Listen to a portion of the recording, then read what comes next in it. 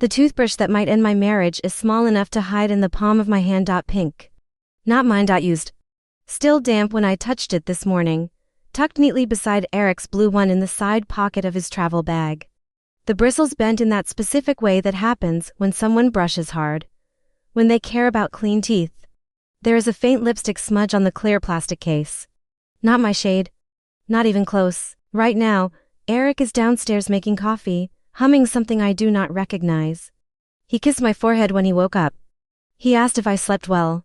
He is acting like a man with nothing to hide, and maybe that is exactly what scares me most. If you only saw this scene, you would say it is simple. He cheated on me. A second toothbrush means a second person. A second routine. A second life he is living when he travels for work 3 times a month and tells me he barely leaves his hotel room. You are already here hearing my side, so subscribe and stay to hear his too. But for you to understand how I ended up here, staring at proof I never wanted to find, holding a stranger's toothbrush like it is a loaded gun, I need to go back a little. Back to when I still believed him. Back to when the word trust did not taste like poison in my mouth. I met Eric on a Tuesday in March, 12 years ago, at a bookstore downtown that does not exist anymore. He was blocking the poetry section, reading Mary Oliver out loud to himself like he was the only person in the building. I remember thinking he looked ridiculous and brave at the same time. When I reached past him for a book, he looked up and said, "You should hear this one," and then he read me a whole poem about wild geese and soft animal bodies and belonging. I married him 2 years later because I wanted someone who could make the world feel less sharp. Our wedding was small, 30 people in a garden behind his parents' house. My dress was cream, not white, because I hate traditions that feel like lies. Eric cried during his vows. Real tears. He promised to choose me every single day, even on the days when choosing felt hard. I believed every word. The first 5 years were good. We moved into a narrow house with blue shutters and terrible plumbing. We painted the bedroom green. We adopted a dog named Apollo who ate our couch. We had slow Sunday mornings and loud Friday nights. We traveled to places with bad hotels and incredible food. I got pregnant with our daughter, Maya, when I was 29. Eric held my hand through 16 hours of labor and did not let go once. When Maya was born, he looked at her like she was the answer to a question he did not know he had been asking. Work came easy for Eric. He is good at his job, some kind of consultant for tech companies, which means he travels and talks and fixes problems people pay him a lot of money to solve. By the time Maya turned 3, he was gone 10 days a month. I did not mind at first. He always came home with stories and gifts and this specific kind of tiredness that made him want to hold me longer when we went to bed. He said traveling made him appreciate home. I thought that was beautiful. I thought he meant it. We bought a bigger house when Maya started school. Eric got promoted. I went back to work part-time, something flexible I could do around her schedule. We looked, from the outside, like people who had built something that worked. We had routines. We had plans. We talked about a second kid someday. We talked about growing old and traveling again when Maya left for college. I loved him. That part is not complicated.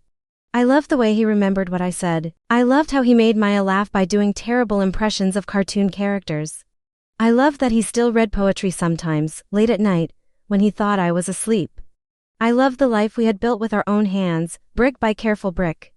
And then slowly, so slowly I did not see it happening, the bricks started to crack. I just did not know it yet. The first crack was small. So small I almost ignored it. Eric started putting his phone face down on the table. Every time, even when we were just eating dinner or watching a show. When I asked why, he said, "I do not know, habit I guess," and changed the subject.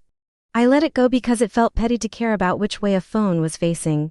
Then came the new cologne. Something expensive I did not recognize. When I asked if it was new, he said a colleague recommended it. When I asked which colleague, he said, "I do not remember, someone at the conference." I thought it was strange that he could not remember who told him to change something as personal as his smell. But I did not push. Not yet. The trips got longer. What used to be 3 days became 5, then 7. He said the projects were bigger now, more complex. He said he hated being away, but the money was too good to turn down. I wanted to believe him. I needed to believe him because the alternative felt impossible. One night, Maya asked why Daddy was always gone.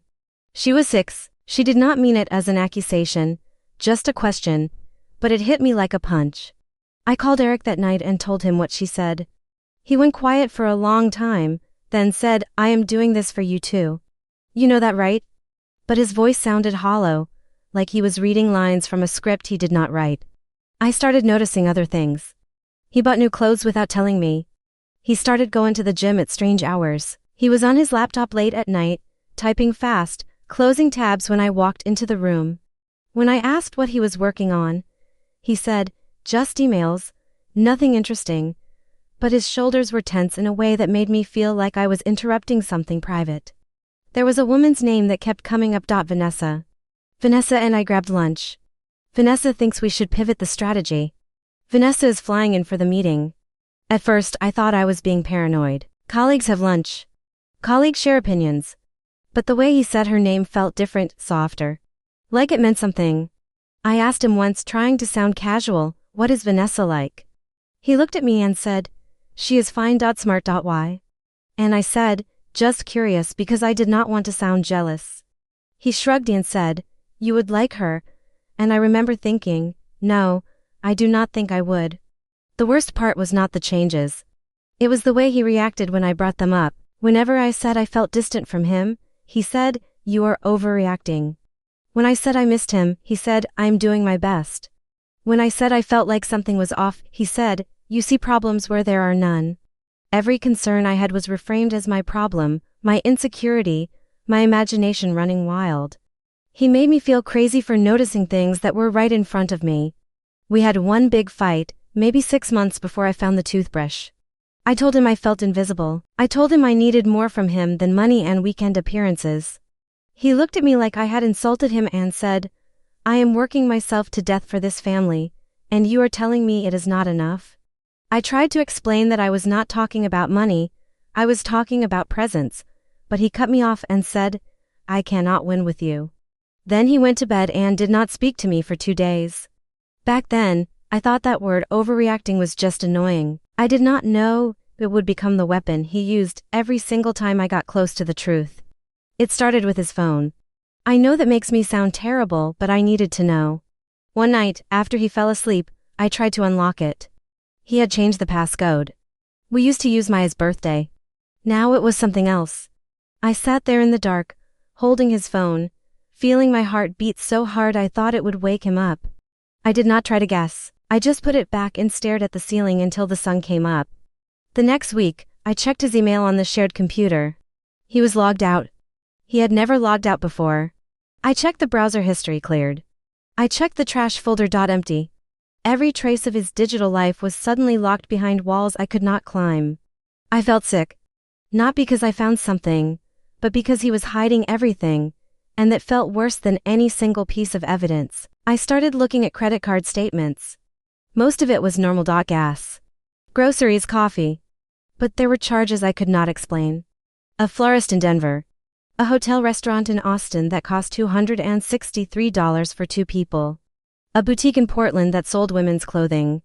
When I asked about the florist, he said it was for a client's wife who had surgery. When I asked about the restaurant, he said it was a work dinner with the team. When I asked about the boutique, he said he bought a scarf for his mom. I called his mom. She had not gotten a scarf. I could not eat. I could not sleep. I started losing weight without trying. Maya asked why I was always tired. I told her Mommy was just busy. But the truth was I was spending every free moment searching for proof of something I could feel but could not name. I checked coat pockets. I checked his car. I checked luggage tags and receipts and the notes app on his phone when he left it unlocked for 30 seconds. I felt insane. I felt justified. I felt both things at the same time, all the time, and it was exhausting. There was a moment, about 3 weeks before the toothbrush, when I almost gave up. Eric was home for 5 days straight. He was present. He played with Maya. He asked about my day and actually listened. He held my hand while we watched TV. I thought maybe I had been wrong, maybe the distance was just stress. Maybe I was the problem after all. I wanted so badly to believe that version of the story. But then he left for another trip, and I saw a text notification on his phone before he silenced it. It was from Vanessa. It said, "Cannot wait to see you tomorrow." I asked who Vanessa was again, just to see what he would say. He said, a coworker, why? I asked if she was going on the trip too. He said yes, but that it was a big team, like 8 people. I nodded. I did not believe him. I did not believe anything anymore. I tried to track his location once, using the family sharing app we set up years ago for emergencies. He had turned off his location services. When I asked why, he said his phone was acting weird and he was trying to save battery. I asked why he did not just fix it. He said he would, but he never did. I called a friend, someone I trusted, and told her everything. She listened without interrupting, and when I finished, she said, Natalie, you already know. You just do not want to say it out loud yet. She was right. I did know. I knew the way you know a storm is coming because the air feels wrong. I knew the way you know someone is lying because their eyes move too fast when they talk. I knew because my body was screaming at me every single day that something was broken, and Eric kept telling me I was imagining it. I thought the worst thing that could happen was discovering nothing. I was wrong. The worst was still waiting in a folded piece of paper I had not touched yet. The day I found the toothbrush started like every other day. Eric came home from a trip. It was a Thursday afternoon. I heard his car in the driveway and felt that familiar mix of relief and dread. Relief because I wanted to believe things were fine. Dread because I knew they were not. He walked in with his suitcase and his laptop bag, smiling, looking tired but normal. Maya ran to him and he picked her up and spun her around. She giggled. He kissed the top of her head. I watched from the kitchen doorway and thought, this is what a good father looks like. This is what a good husband is supposed to look like. But something about the performance felt rehearsed, like he was playing a role he had practiced. He asked what was for dinner. I told him I was making pasta. He said that sounded perfect. He went upstairs to change. I heard the shower turn on. I heard him singing. Everything about the moment was so aggressively normal that it felt like a lie. After dinner, after Maya went to bed, Eric fell asleep on the couch watching a documentary about space. His suitcase was still in the hallway where he left it. I stood there looking at it, this ordinary black suitcase, and I felt my hands start to shake. I knew I was about to cross a line. I knew that once I looked, I could not unlook. But I also knew I could not spend one more night lying next to him without knowing the truth. I unzipped the suitcase slowly like it might explode. Dirty clothes. A toothbrush. His blue one. Deodorant. Laptop charger. A book he had not opened. Everything normal. Everything expected. I was about to zip it back up when I saw the side pocket, half open, with something pink inside.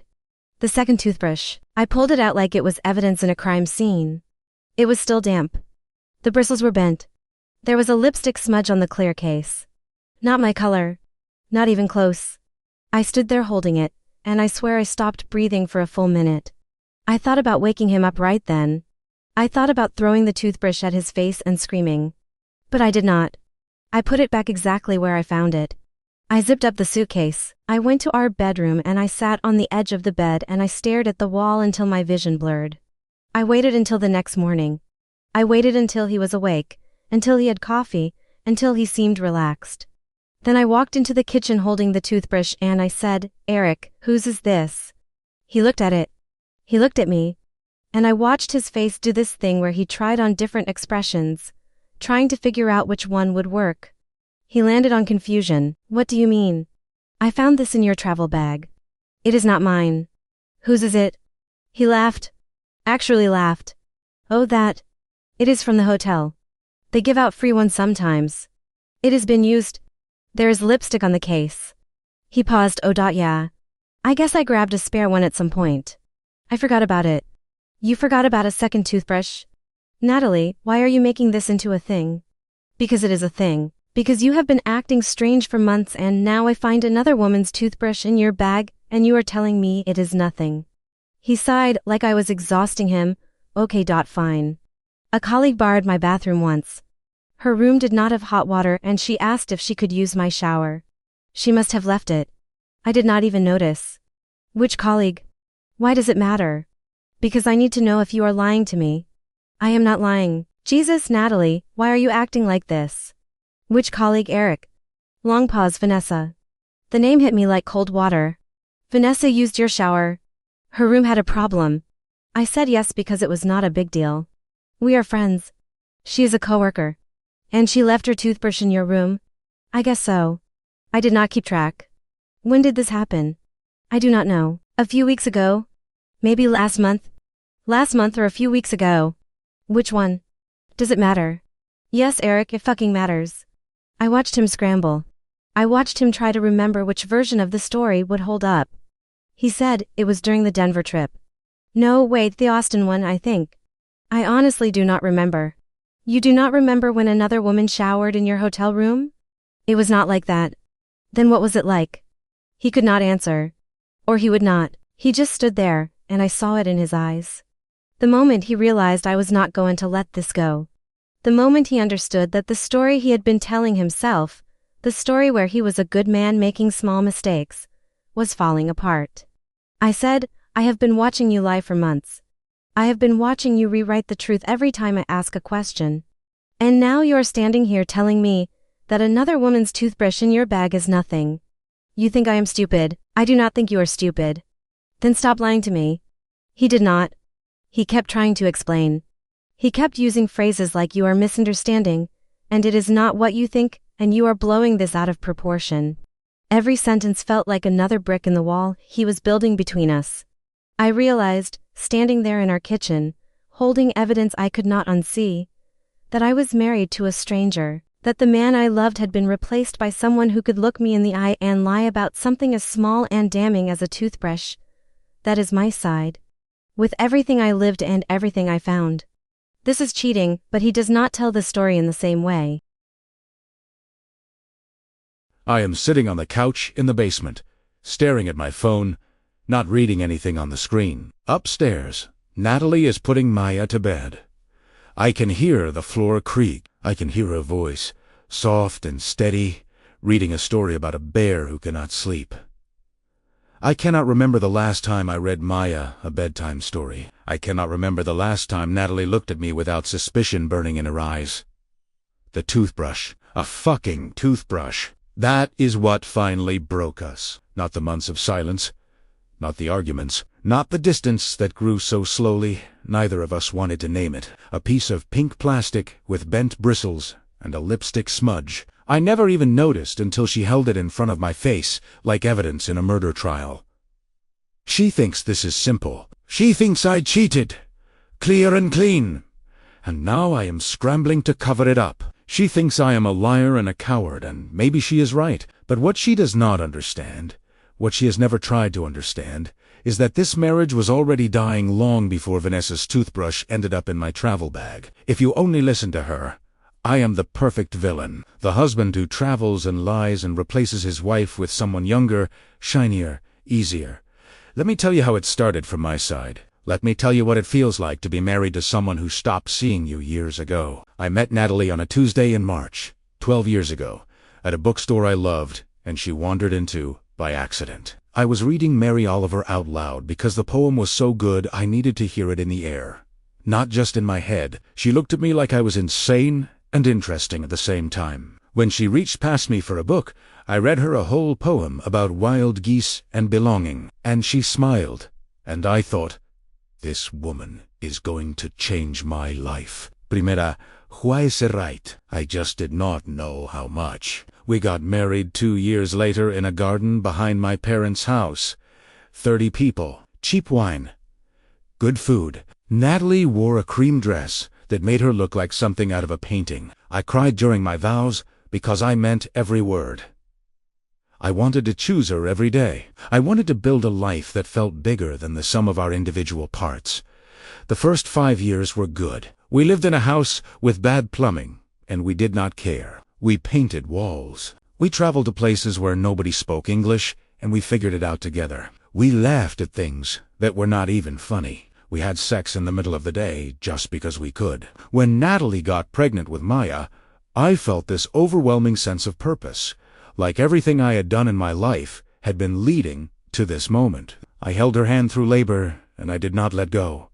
I thought, this is it. This is what happiness looks like. Work was always easy for me. I am good at solving problems. I am good at talking to people and making them feel heard. By the time Maya turned 3, I was traveling 10 days a month, sometimes more. The money was good. Better than good. It meant Natalie could work part-time. It meant we could buy a bigger house. It meant Maya could go to a good school, and we could start saving for her future. I thought I was doing the right thing. I thought providing was the same as loving, but something shifted after Maya was born. Natalie stopped being Natalie and became Maya's mom. Every conversation was about nap schedules and daycare and developmental milestones. When I tried to talk about work or ideas or anything outside the house, she looked at me like I was speaking a foreign language. I started to feel like a guest in my own life. I was the guy who showed up on weekends, played with the kid, fixed things, and then left again. I was useful, but I was not seen. I tried to talk to her about it once. I said, "I feel like we do not connect anymore." She said, "I am exhausted, Eric. I am touched out. I am running on 4 hours of sleep. I cannot also manage your feelings right now." I understood. I did. But understanding does not make loneliness hurt less. The trips became a relief. I know, that sounds terrible. But, stay wary. At home, I felt like I was failing at something I could not name. On the road, I was competent. I was respected. People listened when I talked. I started staying an extra day sometimes, just to have a morning to myself, just to drink coffee without someone needing something from me. Natalie never asked why. She just said, "Okay," and I told myself that meant she did not mind. I bought new clothes because my old ones did not fit anymore. I started going to the gym because I needed somewhere to put all the frustration I was carrying. I changed my cologne because the old one reminded me of a version of myself I could not find anymore. None of it was about another woman. It was about trying to feel like a person again instead of a paycheck with a pulse. And then I met Vanessa. Not met. Really. We had worked together for months. But one night, after a long meeting in Denver, we ended up at the hotel bar, and she asked how I was doing. Not how is the project or how is the client.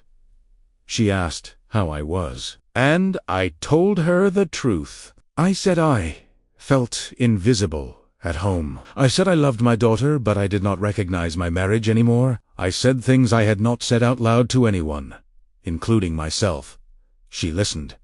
She did not try to fix it. She just listened. And for the first time in years, I felt like someone actually saw me. I did not wake up one morning wanting someone else. I only realized how empty I was when a different person started to pay attention. Vanessa Jane Carls, that is her full name. She is 34, 2 years younger than me, divorced, no kids. She works in strategy for the same consulting firm. She is smart in a way that does not need to announce itself. She is funny without trying. She listens like listening is a skill she practiced. I did not plan to get close to her. It just happened, the way water finds cracks in concrete. At first, it was just work. Emails about project time, texts about client updates. Then it became jokes. Then it became longer conversations about things that had nothing to do with work. She told me about her divorce, about how her ex-husband stopped trying years before he left. I told her about Natalie, about how I felt like I was married to someone who only saw me as a function, not a person. We understood each other. That was the dangerous part. The first time we crossed a line, it did not feel like crossing a line. We were in Austin for a conference. The whole team went out for dinner, but by the end of the night, it was just the two of us walking back to the hotel. She said something funny, and I laughed, and she touched my arm, just for a second, and I felt it everywhere. I told myself it did not mean anything. I told myself we were friends. But I knew. I knew because I thought about that touch for days. We started coordinating our travel schedules. Not obviously, just little adjustments. If I was going to Portland, she would find a reason to be there too.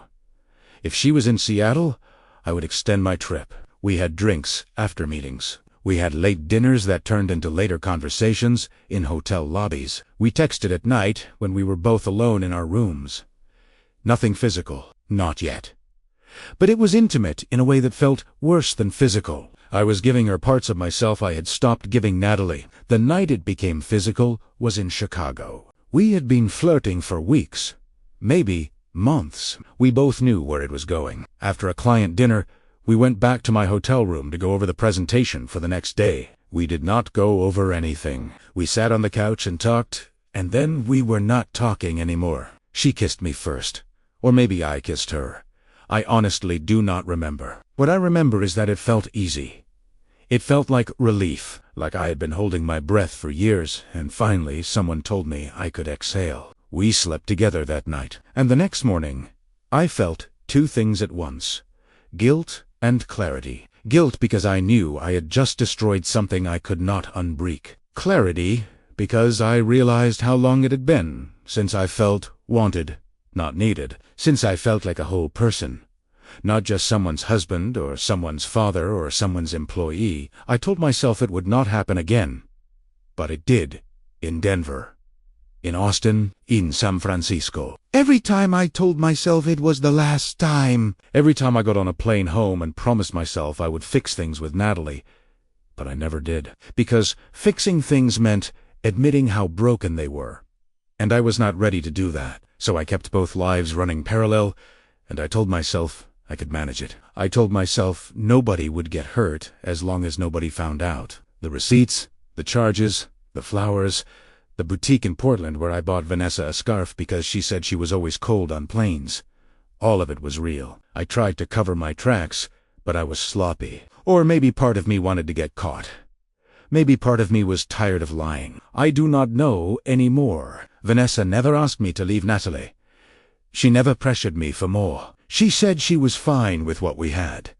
But I knew it was not sustainable. I knew eventually something would break. I just did not think it would be a toothbrush. I told myself it would never happen again. But the truth is, once you open that door, you cannot pretend the house is still the same.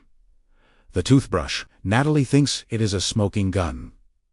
Maybe it is, but let me tell you exactly how it ended up in my bag, because the truth is messier than she wants to believe. Vanessa and I were in Austin for 4 days. We stayed in the same hotel, different floors, because booking the same room felt too obvious. One night, after everyone else went to bed, she came to my room. We ordered room service. We talked. We slept together. The next morning, she showered in my bathroom because hers was being cleaned or the water was not working. I do not remember which. She used her own toothbrush because she always travels with one. When slept, she must have forgotten it. Or maybe she left it on purpose. I honestly do not know. I did not notice it until Natalie found it. When Natalie confronted me, I panicked. I know my story changed. I know. I said it was from the hotel, then a spare, then Vanessa's. I was not trying to gaslight her. I was trying to figure out which version of the truth would hurt least. I was trying to protect her from something I knew would destroy us. But every lie I told made it worse. Every explanation dug the hole deeper.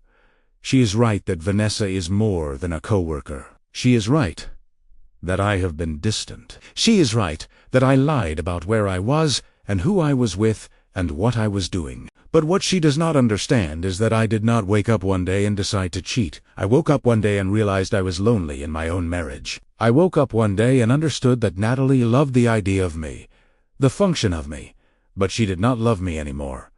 Maybe she never did. Maybe I never did either. Maybe we were just two people who got married because it seemed like the right thing to do, and then we built a life that looked good from the outside but felt empty on the inside. The florist in Denver was for Vanessa's birthday. The restaurant in Austin was for the two of us. The boutique in Portland was where I bought her the scarf. The late-night texts were real. The location services I turned off were intentional. I was hiding something because there was something to hide, but I was also hiding from a marriage that had been dead for longer than either of us wanted to admit. Natalie thinks I replaced her. Primera, did not. I just found someone who saw me as more than a paycheck and a co-parent. Someone who asked how I was and meant it. Someone who laughed at my jokes and remembered things I said and made me feel like I mattered. I know that does not make it right. I know I should have talked to Natalie first. I know I should have tried therapy or honesty or anything other than what I did. But I did not. And now, here we are. She calls it cheating. I call it the consequence of a marriage that was already broken. I am not saying I am innocent. I am saying we are both guilty of letting this die. I am saying the toothbrush is not the beginning of the problem. It is just the moment the problem became impossible to ignore. Ju de fiv. 8 months after the toothbrush, Natalie lives in the house with the blue shutters. Eric moved into an apartment downtown, the kind with floor-to-ceiling windows, and no memory of what used to be. They share custody of Maya, week on, week off, the way divorced people do when they are trying to be mature about something that feels anything but. Natalie started therapy. She talks about betrayal and gaslighting and how to trust her own instincts again. She lost 12 pounds she did not need to lose. She got a promotion at work. She started running in the mornings, something she never did when Eric lived there. She says she feels lighter, but her friends notice she does not smile the way she used to. Maya asks when Daddy is coming home. Natalie does not have an answer. Eric still travels for work. He sees Maya every other week and takes her to places that feel like apologies. Amusement parks, museums, restaurants where kids eat free. He calls Vanessa sometimes late at night, but they do not see each other anymore. She said it felt wrong to build something on top of someone else's wreckage. He told Natalie he ended it, but he did not say when or why or if he regrets it. He does not know if he regrets it. He regrets hurting Maya. He regrets the way Natalie looked at him when she held the toothbrush. He does not know if he regrets Vanessa. The house still has the green bedroom they painted together. Natalie thought about repainting it, but she has not. Eric still has the book of Mary Oliver poems on his nightstand in the apartment. He has not opened it. They are both carrying pieces of a life they built and destroyed in equal measure. The toothbrush is gone. Natalie threw it away the same day she found it, but the question it raised is still there, sitting between them like a third person at every custody exchange, every awkward text about Maya's school schedule, every moment they have to pretend they can coexist without bleeding. In the end, the receipts were real, the distance was real, and so were the lies. But so was the loneliness. So was the slow death of a marriage that neither of them fought hard enough to save, until it was too late to save it all. After hearing her side and his side, who do you believe is closer to the truth? Was this clear cheating, a gray area, or a marriage that was already dead long before the proof showed up? Did Eric betray Natalie, or did they betray each other in smaller, quieter ways for years until someone finally crossed the line? Tell me in the comments, her side, his side, or no one is clean. If you like long, messy marriage stories where the truth does not fit in a single version, subscribe, leave a like, and share this with someone who loves hard questions about love and betrayal. Because sometimes the most honest answer is that there is no simple answer at all.